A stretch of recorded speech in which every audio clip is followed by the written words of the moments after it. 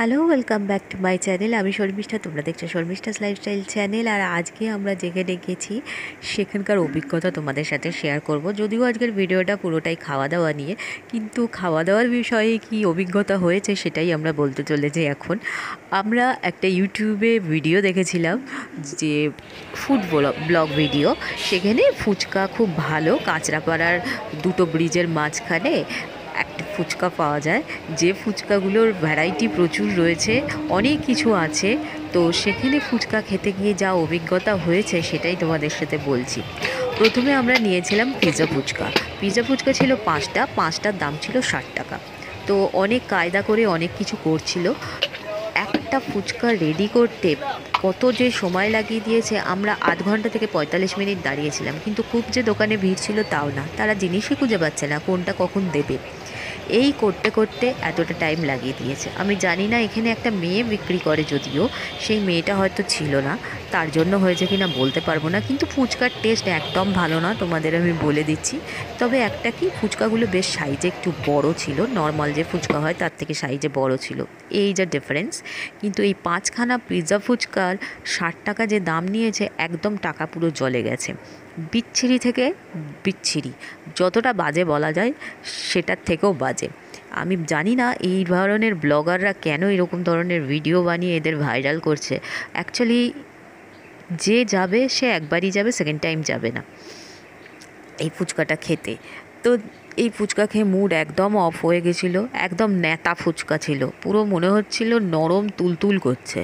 এই রকম ফুচকা কেউ খায়? তো মুড অফ হয়ে যাওয়ার জন্য আমরা চলে গেছিলাম, যেহেতু কাঁচরাপাড়াতেই ছিলাম, ফালুদা খেতে। ফালুদা খেতে তো আমি খুবই ভালোবাসি, যখনই কাঁচরাপাড়ায় আসি দেখবে ফালুদা খাচ্ছি। তো ফালুদার এখানে ফ্লেভার ছিল, রাবড়ি ফালুদা একটা নেওয়া হয়েছিল, আর একটা স্ট্রবেরি ফালুদা নেওয়া হয়েছিল। তো ফালুদা পুরো কমপ্লিট করার পর তারপরে দেখলাম যে মুড যখন খারাপ হয়েই গেছে, ফুচকা খেতে এসছি, ফুচকাটাই শান্তিতে করে যখন খেতে পারলাম না, তো চলো ফুচকা খাওয়ার জন্য আমরা ফুচকা পাড়ায় যাই। যেহেতু যারা যারা জানো তোমরা কাঁচরাপাড়া বা হালি শহরে থাকো, ফুচকা পাড়াটা কোথায়? ফুচকা পাড়াটা রানী রাসমণি ঘাটে, এখান থেকে একদমই কাছে।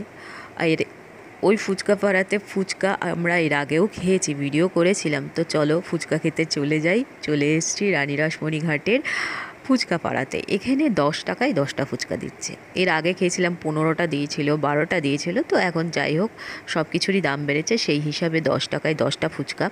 অনেকজন মিলে ফুচকা খেতে এসেছি, মন ভরে ফুচকা খাচ্ছি। ফুচকাগুলো ক্রিস্পিও ছিল, টেস্টিও ছিল। বেশি ফুচকা দিচ্ছে বলে একদম যাতা করে দিচ্ছে তাও না। ফুচকা পাড়ার বিশেষত্ব হলো এরা নিজেরাই হাতে ফুচকা বানায়, আর এখানে সব মহিলারা বিক্রি করে, কোনো ছেলে খুব একটা দেখতে পাবে না তোর মা। তারপরে নিয়েছিলাম চাটনি ফুচকা। চাটনি ফুচকাটাও বেশ ভালো ছিল। আর আমি একটা জিনিস খেয়াল করলাম, যে ফুচকা খেতে গেলে ওই pizza phuchka, chicken phuchka, fish phuchka, prawn phuchka, এইসবের ঝামেলায় তোমরা কখনো যেও না। ফুচকা মানেই জল ফুচকা, দই ফুচকা, চাটনি ফুচকা, এর ওপরে আর ফুচকা হতে পারে না। এই ফুচকাগুলো খুব টেস্টি ছিল, সবকটাই টেস্টি ছিল। দই ফুচকাটা বানাচ্ছিল যখন আমি ওদের জিজ্ঞাসা করছিলাম কত বছর ধরে বানাচ্ছো, কী করছো, তো এরা অনেক বছর ধরেই এই ফুচকার ব্যবসা করে যাচ্ছে। এখানে এই যে প্লেটটা দেখছো, এই প্লেটে 8খানা করে ফুচকা দিচ্ছে। দই ফুচকাও 8টা দিচ্ছে, চাটনি ফুচকাও 8টা দিচ্ছে। খুব রিজনেবল প্রাইস, 20-30 টাকার মধ্যে তোমাদের পুরো কমপ্লিট হয়ে যাচ্ছে। তো আমাদের এখানে প্রচুর আমরা ফুচকা খেয়েছি, অনেক মজা করেছি। তারপরে যেহেতু রানী রাসমণি ঘাটের ধারে, তাই একটু গঙ্গার দিকেও ঘুরতে গেছিলাম। এই পরিবেশে এলে এমনিই মন ভালো হয়ে যাবে। কি ফুচকা খেয়েছিলাম আগে সেটা তো পুরো ভুলেই গেছি এই ফুচকা টেস্ট করার পর। তো দই ফুচকার কোয়ান্টিটিটা এতটা হয়তো কোনো জায়গায় দেয় না, সব জায়গায় দেখি 5টা-6টা করেই দেয়। আরও অন্যান্য ফুচকা টেস্ট করব ভেবেছিলাম, কিন্তু পেটটা এত ভর্তি ছিল, তার জন্য আর কোনো কিছুই টেস্ট করা হয়নি। তো চলো মাইন্ড ফ্রেশ করার জন্য আমি যেরকম গঙ্গায় ঘুরতে এসেছি তোমাদেরও দেখিয়ে দিই গঙ্গাটা, মনও ভালো হয়ে যাবে। আর ফুচকার শোকটাও আমি ভুলে যাব, তার জন্যই এসেছিলাম। আর এই গঙ্গা দেখতে দেখতে সময় কাটিয়ে আমরা তারপরে সোজা বাড়ি চলে